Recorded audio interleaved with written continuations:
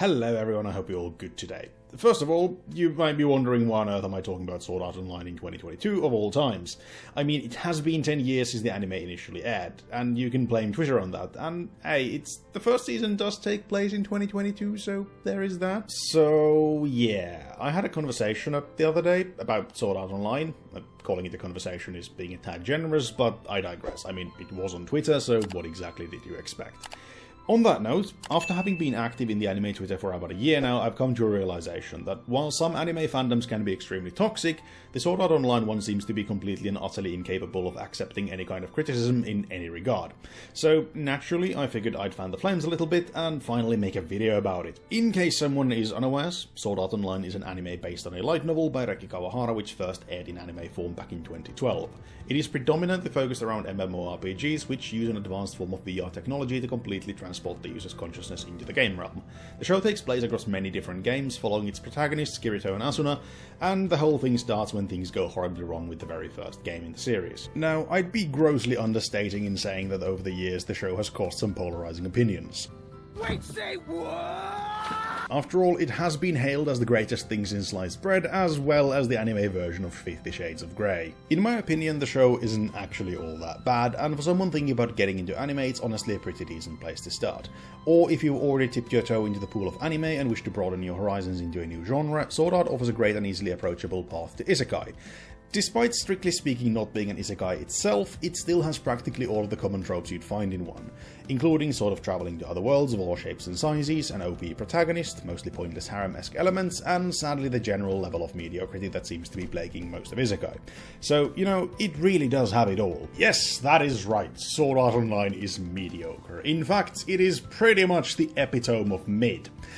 And now that everyone has managed to leave their dislikes and angry comments, let me elaborate further.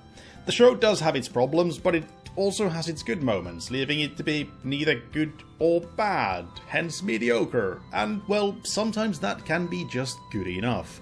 If there is nothing better available, which really is the case of Sword Art Online. I mean, I would rather watch it than have my teeth pulled, but let me provide some examples of both the good and the bad. And if I don't mention a specific thing, it either falls into the grey nothingness that is meh, or I've managed to forget something.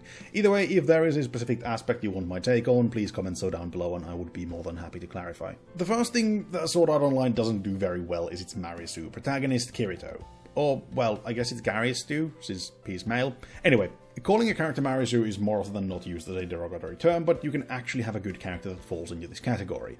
Hell, most action protagonists display at least a few Marisu-esque features. The problems arise because a character like this is extremely easy to write, but making them interesting is quite difficult. To use a really out there example, it's like cutting an onion, right? Anyone can cut one when provided with an onion and a knife, but being able to cut it like a pro chef is a far more exclusive club. But then why is Kirito a bad Gary Stew?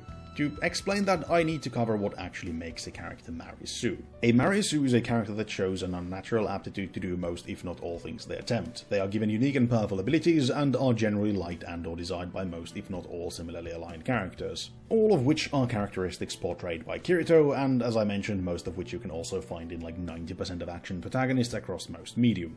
Now, for my money, of the three mentioned traits, only the first one is almost always indicative of a bad or at least a lazily written Marisu. And in Kirito's case, I really don't need to dig very deep to show that he clearly possesses this trait. To begin with, he's naturally capable of becoming one of, if not the best player in any game he tries, seemingly with no effort.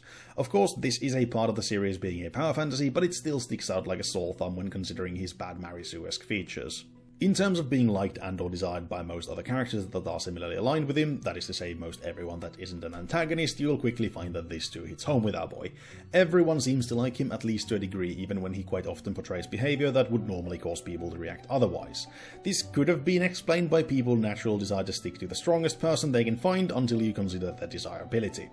Where things get truly ridiculous is when Kirito, who is easily mistaken for a woman, even by other women, is at the same time portrayed as such an attractive man that even his sister desires him sexually, and at that point we are really starting to stretch the boundaries of what is even vaguely believable. The last point I won't delve into too much here, as it has a lot more to do with the later problem I have with the show, but to briefly mention Kirito's initial powers, as the first game starts he's stupidly powerful without any good explanation, because playing in a beta doesn't suddenly turn you into a god, and after a few weeks if not a few days, any minor advantage you might have gained from it is long gone, arguably making this excuse worse than not giving one at all. Now that I've covered the bad Marisooners, I am reminded that my pedagogy teacher tells me that it's important to balance critique with positives, so here we go. One thing that Sword Art Online does incredibly well is its approachability. That, in combination with the rest of the show not actually being terrible, seems to be one of the major contributing factors to its success. Think about it like this, you can make the best and most complex anime ever with incredible depth and meaningful characters, but if it's hard to get into, chances are it will never reach global popularity. An example if you will. Imagine if Attack on Titan had begun with the style and complexion it displayed in the latest season. Sure, it would have still gotten views, but since there is practically nothing that is straightforward and easy to understand about it, it might not have gained the adornment of the community it now enjoys. That is why it sometimes feels like the first season was very different from the latest one, because it was made to be easily approachable. This, however, is not a problem Sword Art suffers from. Nothing in it is overly complicated or hard to understand. It's immediately clear who is the bad guy and who is good. Not to mention the plot. It doesn't have any complicated twists and turns, it's simple and straightforward, and therefore it's really easy to get into, which just means it gets new viewers easily. Okay, now I feel like I'm just repeating myself, moving swiftly onwards. This brings us to the one thing that bothers me to no end about Sword Art Online, and arguably the biggest thing that put me off the entire series. So, in the show, its characters play immersive VR MMORPGs. Essentially, it's portrayed much like an isekai-style world traveling, but behind it all, they live in a world that is essentially just ours in the near future. And they are, at the end of the day, playing video games. The problem with that being the game part. It's so badly designed it's unreal. Not only do parts of it exist just because it's required for Kirito to shine, most of it makes absolutely no sense from a gameplay standpoint, which admittedly is no surprise given that the author has openly said in an interview back in 2018. Quick pause, editing cheese here, I could not actually find the date for the original interview, but 2018 was the earliest quote from it I could find, so that's why I said 2018 in the video. Proceeding! That he doesn't play games or really know a thing about them, and it really shows to an extremely irksome degree. Arguably the worst offender in this regard that immediately comes to mind is the third game Kirito and his friends play, Gun Gale Online. I will say, however, that at least there is a segment talking about how people have different builds and how the strongest one just got nerfed, which creates an illusion of a functional game for all of 2 seconds. And then they introduce the beam showing where a person is going to shoot before they shoot, and this system alone has a myriad of problems. Not only does it blatantly exist just to shoehorn in a sword-wielding Kirito instead of having him become a master marksman overnight, but honestly, even if it feeds the Marisu trope, it would have been preferable to this train wreck of a system. Imagine for a moment that you're a player in this game. How do you suppose these beams work? The only way they can feasibly function is if there is a delay to your shots, a considerable one at that given how long the beams are shown. If you've ever played a shooter game with lag, you know just how infuriating that is to play. But all of this is of course void, as we are then told that the first shot from a sniper rifle does not possess this beam, so you can ambush your foes. That is to say that sniper rifles are overpowered to a game-breaking degree, and in reality nobody would bother with any other weapon as they are objectively inferior. A few more examples, and these are only from the very first game. Any enemy can be brute-forced, giving no nuance to the gameplay, that being an aspect a lot of MMO players often look for. Unique skills are assigned randomly and only ever to one person, which makes absolutely no sense. There is no balance to PvP, with a high-level player being practically a god in comparison to even multiple lower-level ones. I mean, why would you even put PvP into a death game in the first place? But the list goes on and on and on. To explain why this bothers me so much, let me quote Mark Twain. "It is no wonder that truth is stranger than fiction. Fiction has to make sense." That is not to say that fiction has to be realistic, but it has to make sense with the rules it establishes for itself, and trying to tell a story about a game with such broken mechanics just simply fails to do so. It's so obvious to anyone who is familiar with gaming even in the slightest that it completely shatters the suspension of disbelief. As a final point, the one thing I found the most endearing about the show. The human relations. Some of them are genuinely heartwarming and sweet, excluding the whole desired by his sister thing of course. Mainly I'm referring to the relationship between Kirito and Asuna, but there is also the support given to Sinan so that she can get over her trauma of guns. Generally the human interactions aren't amazing, but they're warm and filled with companionship. The very real possibility of death in the first story arc lends even more strength to the love between Asuna and Kirito. For all of its gaminess, it's still a very bleak world after all.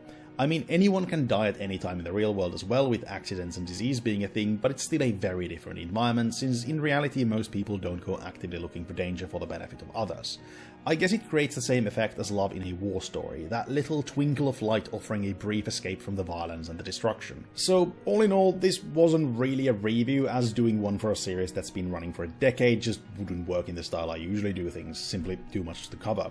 But I do hope it has explained my stance on the matter. Sword Art Online isn't anywhere near as terrible as some people make it out to be, but neither is it really the greatest thing ever made. It's perfectly fine, but really the good is pretty much entirely balanced out by the bad, leaving it somewhere in the middle. To reiterate, Sword Art Online is pretty mediocre, but that doesn't mean you couldn't enjoy it, and it really is a solid place to get into anime if there isn't a convenient, super hyped, easily accessible show coming out at the same time.